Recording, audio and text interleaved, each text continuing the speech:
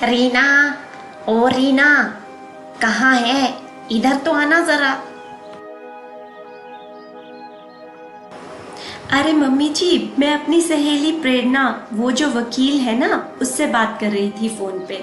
उसकी बेटी हुई है और उसने बेटी का जन्म मनाने के लिए कल पूजन और भोज रखा है, जिसमें सब गांव वालों को बुलाया है और हमें भी बुलाया है। ये कौन सा नया रिवाज है कि बेटी के जन्म की खुशियां मनाई जाएं और पूजन व भोज में लोगों को बुलाया जाए? और तुम्हें इतनी खुशी क्यों हो रही है?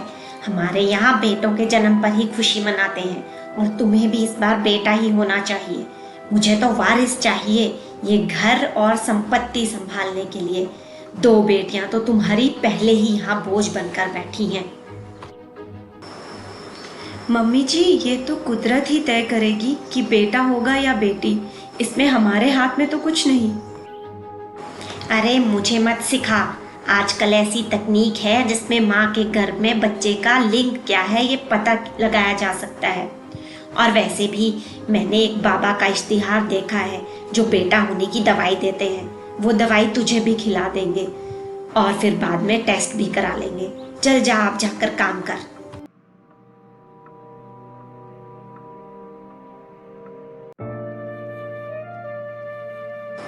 प्रेरणा, तुम कितनी भाग्यशाली हो कि तुम्हारे परिवार में बेटी के जन्म पर सब लोग कितने खुश हैं और तुम भी कितनी खुश हो। मेरे परिवार वाले तो मुझे कहते हैं कि बेटा ही होना चाहिए और 2 बेटियां मेरी उन पर बोझ बनकर बैठी है। सासू माँ ने कोई बाबा का इश्तिहार भी देख रखा है जिसमें वो बेटा होने की दवाई देने का दावा करता है। वही दवाई मेरी सासू माँ मुझे खिलाना चाहती है और ये भी चाहती हैं कि भ्रूण की लिंग जांच करवाऊं। रीना, तुम अकेली नहीं हो जिसके परिवार की सोच ऐसी है। कई बार लोग लड़के की चाह में गर्भ में ही भ्रूण की लिंग जांच करवाते हैं और लड़का ना होने की स्थिति में गैर कानूनी तरीके से गर्भपात करवा देते हैं।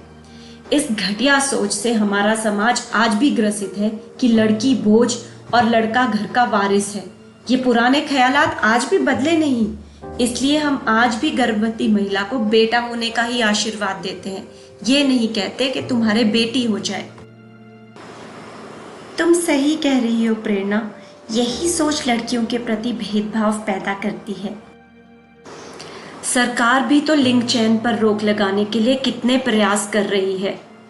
प्रसव पूर्व निदान तकनीक विनियम और सदुपयोग निवारण अधिनियम यानी कि preconception and prenatal diagnostic techniques prohibition of sex selection act 1994 को लागू किया गया है। इस एक्ट के मुताबिक यदि कोई व्यक्ति लिंग चयन करता है तो उसके लिए अधिकतम 5 साल तक की सजा और 50,000 रुपए तक का जुर्माना हो सकता है। यहाँ तक कि लिंग निर्धारण संबंधी परीक्षण करने वाले चिकित्सक या रेडियोलॉजिस्ट को भी 5 साल तक की कैद और 50,000 रुपए तक का जुर्माना हो सकता है। यदि गैर पंजीकृत क्लिनिक में लिंग जांच की जाती है तो मालिक को 3 वर्ष की कैद और 10,000 रुपए तक का जुर्माना किया जा सकता है। और जो तुम किसी बाबा के इश्तिहार की बात कर रही हो ना, वो भी एक कानूनन जुर्म है।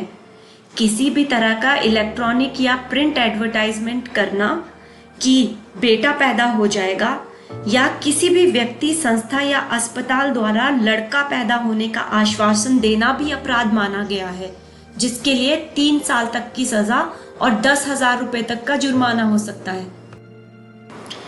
कानून में इतने कड़े प्रावधान होने के बाद भी कन्या भ्रूण हत्या होती है।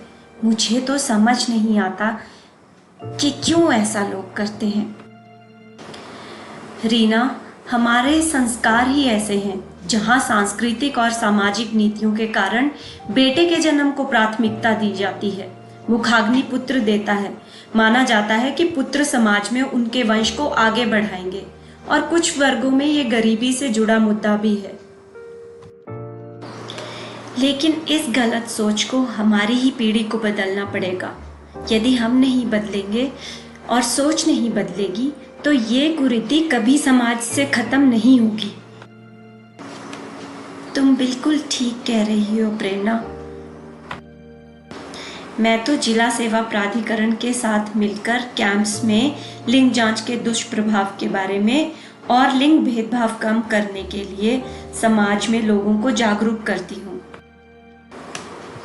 मैं भी तुम्हारी बातों से बहुत प्रभावित हुई हूँ प्रेरणा, और मैं ये लिंग जांच का पाप कभी नहीं करवाऊंगी।